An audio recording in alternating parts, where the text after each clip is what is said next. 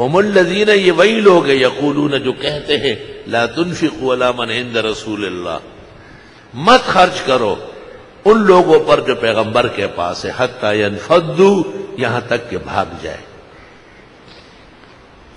پاکستان جب سے بنا ہے تو پاکستان میں کوئی ایک ادارہ بھی اتنا کامیاب نہیں جتنا دینی مدرسے کامیاب ہے۔ ہمارا دارالعلوم دیوبند علم کا قبلہ ہے، ایمان کا کعبۃ و قبلہ مکہ مکرمہ ہے، لیکن ہمیں اس کی صنعت کی بھی ضرورت نہیں۔ سلام، جامعہ ازہر کو ہم دل و جان سے علم کا مرکز مانتے ہیں، سٹیمپ کی کوئی ضرورت نہیں، ہمارے اپنے مدرسے خود کفیل ہے، یہی سے نے مفسر، محدث، فقیہ پیدا کیے۔ ان کے ہاں انجینئر اور ڈاکٹر جب یہاں کورس کرتے ہیں تنخواہ 20,000، باہر جا کے آتے ہیں تنخواہ 14 لاکھ، اندازہ لگاؤ۔ تو اس وقت سے حکمرانوں کو فکر لگ گئی کہ یہ جو دینی ادارے ہیں ان کو کیسے کنٹرول کریں گے۔ اسکول کنٹرول ہے، کالج کنٹرول ہے، یونیورسٹی کنٹرول ہے، ہر چیز، لیکن دینی ادارے اپنی حریت میں آزاد، سربکف مجاہدین کے مراکز، الحمدللہ۔ اور صورت حشر میں آپ نے سنا کہ پاکستان کے سب سے وفادار علماء دیوبند بنایا انہوں نے، اور شیخ الاسلام حضرت مدنی نے پاکستان کو مسجد کے ساتھ تشبیہ دی اور فرمایا شروع میں اختلاف ہو سکتا ہے، بعد میں سب اتباع کریں، اپنے ملک کا خیال رکھو۔ تو کئی قسم کے نیشنلائز ہو رہے ہیں، سرکار کے تحویل میں جا رہے، مولوی کھڑے ہو جا، خبردار، حکمران بھاگ جاتا تھا۔ اللہ کے فضل سے جنرل ضیاء الحق ایک ایسا حکمران آیا جو تہجد اور چاش ناغہ نہیں کرتا تھا، جو اپنی بیٹی کا نکاح حکیم الامت کے خلیفہ سے پڑھواتا تھا، جو علماء دیوبند کا گرویدہ سمجھا جاتا تھا۔ اس نے ایک پینتر لڑا اور نظام زکوٰۃ نافذ کیا، اور بینکوں کے اندر کٹوتی ہونے لگی تاکہ لوگوں کی زکوٰۃ حکومت کے پاس آئے تو مولوی مدرسے کس چیز سے چلائیں گے۔ اس وقت کے مرد مومن، مرد آہنی، مرد میدان، فقیہ الامہ مفتی محمود نے اس کے خلاف فتویٰ لکھا کہ یہ زکوٰۃ غیر صحیح ہے، غیر شرعی ہے، اور بینک کٹوتی سے زکوٰۃ نہیں ہوگی۔ آج بھی وہی فتویٰ اہل حق کا زیور اور پیشانی کا جھومر ہے، الحمدللہ۔ یہ اسلام آباد والے ٹکٹ پر ایمان، ادھر ہو گیا، ادھر ہو گیا، ادھر ہو گیا۔ مفتی صاحب نے کہا آؤ بیٹھو کہ نہیں ادھر تلٹی زنو سنگش ہے زکوٰۃ،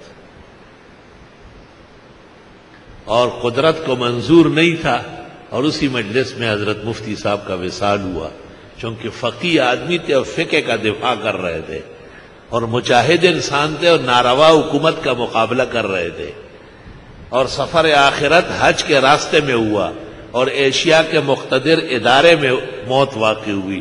صدہا درجات عالیات اللہ نے حضرت مفتی صاحب کو عطا فرمایا۔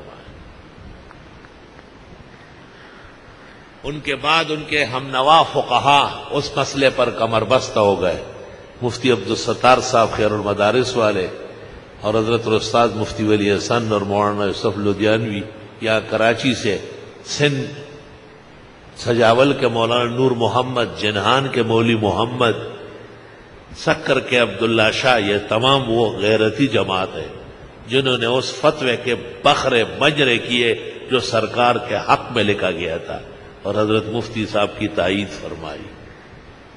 الحمدللہ ان میں سے ایک مرکز احسن العلوم بھی رہا ہے،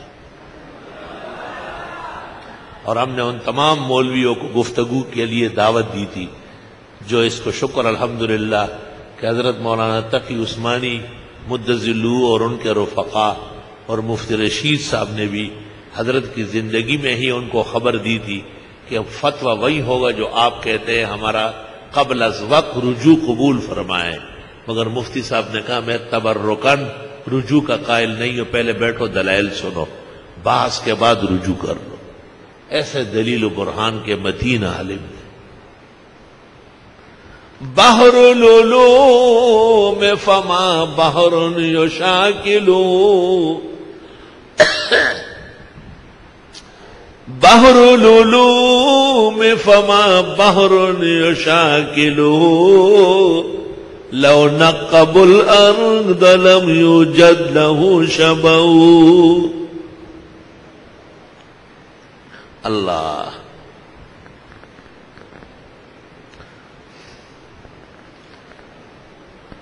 ہمارے استاد مولانا مفتی ولی حسن قلندر عالم تھے، فقیہ، محدث، مفسر، تمام علوم و فنون میں کامیاب استاد. ایک دن فرمانے لگے مفتی محمود آیا ہے اور سرکاری زکوٰۃ کے پیچھے پڑا ہوا ہے اور ادھر مہمان خانے میں بیٹھا ہوا ہے، ہم سب کو بلایا ہے، میں نے بڑے دلائل جمع کیے، جا رہا ہوں. چلے گئے. پھر ہم نے اگلے دن پوچھا، یہ اس سے پہلے کچھ بات ہوئی تھی، کیا ہوا؟ کہا ہماری ساری دلائل کمزور نکلی. مفتی محمود نے ابتدائی 2-3 جملوں میں سب کو اڑا دیا اور انہوں نے اپنے دلائل ایسے قائم کیے کہ یہ زکوٰۃ جو حکومت نے لی ہے 1% بھی نہیں ہوئی، بالکل باطل ہے، غلط ہے. اتنا فرق ہے علم کا، اندازہ لگاؤ. کل کیا کہہ رہے ہو، آج کیا کہہ رہے ہو. تب ہر ایک کا کام نہیں ہے باطل کا مقابلہ کرنا. ہم الذین